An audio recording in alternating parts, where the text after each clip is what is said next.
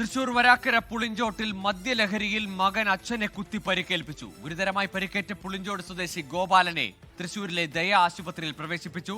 സൂരജ് സജിയുടെ വിശദാംശങ്ങളുമായി. സൂരജ്, ഈ ഗോപാലന്റെ ആരോഗ്യനില എങ്ങനെ, എന്താണ് ഈ ആക്രമണത്തിൽ കലാശിച്ച സംഭവം?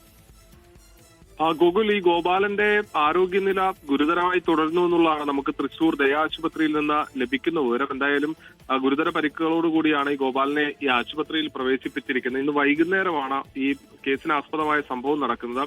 മദ്യപിച്ചെത്തിയ ശേഷം ഈ മകൻ അച്ഛനുമായി തർക്കത്തിൽ ഏർപ്പെടുകയായിരുന്നു. പിന്നീട് ഈ വീട്ടിലുണ്ടായിരുന്ന കത്തി ഉപയോഗിച്ച് കുത്തി എന്നുള്ളതാണ് നമുക്ക് ലഭിക്കുന്ന വിവരം. ഈ പുളിഞ്ചോട്, തൃശൂർ അടുത്തുള്ള ഈ പുളിഞ്ചോട് എന്ന് പറയുന്ന സ്ഥലത്താണ് ഈ സംഭവം അരങ്ങേറിയത്. ഈ സംഭവവുമായി ബന്ധപ്പെട്ടുകൊണ്ട് മകൻ ബിനേഷിനെ വരന്തരപ്പള്ളി പോലീസ് കസ്റ്റഡിയിൽ എടുത്തിട്ടുണ്ട്. നേരത്തെയും ഈ മദ്യപിച്ചെത്തി ബിനേഷ് വീട്ടിൽ നിരന്തരം പ്രശ്നങ്ങൾ സൃഷ്ടിച്ചിരുന്നു എന്നുള്ളതാണ് പോലീസിന് ലഭിച്ചിരിക്കുന്ന വിവരം. അങ്ങനെ ഇരിക്കെ ഇന്ന് വൈകുന്നേരം 6 മണിയോടുകൂടി മദ്യപിച്ചെത്തിയ ബിനേഷ് വീട്ടിൽ പിതാവുമായി വാക്കുതർക്കത്തിൽ ഏർപ്പെടുകയും പിന്നീട് ഈ വീട്ടിലുണ്ടായിരുന്ന കത്തി ഉപയോഗിച്ച് പിതാവായ ഗോപാലിനെ കുത്തി പരിക്കേൽപ്പിക്കുകയുമായിരുന്നു. എന്തായാലും ദയ ആശുപത്രിയിൽ ഇപ്പോഴും ചികിത്സയിൽ തുടരുകയാണ് ഗോപാൽ.